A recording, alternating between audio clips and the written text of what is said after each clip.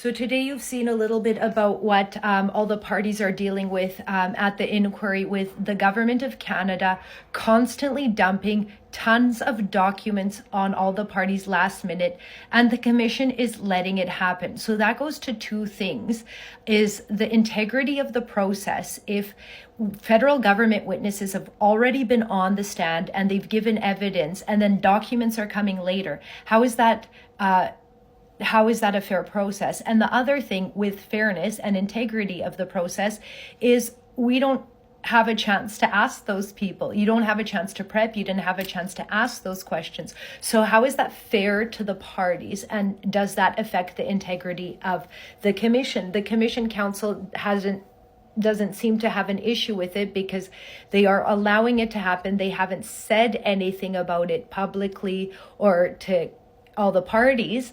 They just said they received the documents and that's that. And then we also heard at the same time Commissioner Rouleau say that, it's a big job to get all this stuff done. The thing is, there were deadlines and all the other parties abided by those deadlines, but the Government of Canada is getting a pass on this and not even being, reprimanded for the late disclosure. So, the other thing that's going on with the federal government documents is that they are redacted, and you see that huge chunks of documents are blacked out. And in a lot of the cases, it just doesn't make sense. So there's claims of irrelevance and parliamentary privileges on people, staffers that don't have the ability to claim parliamentary privilege or cabinet privilege.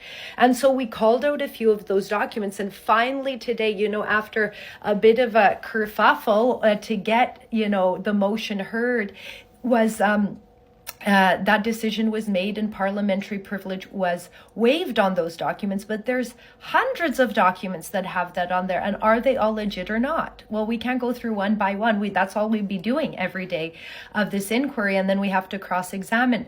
So that's been quite a challenge. And what happened today, too, is Brendan Miller tried to make an oral motion, which is normal in these kind of circumstances, especially when the timeline is so short. But he's asking all these motions to be in writing. And we've done that, and we don't hear an answer back. So how are you supposed to advocate for your clients when you don't know what the process is? You're working with the process, but you don't get a decision.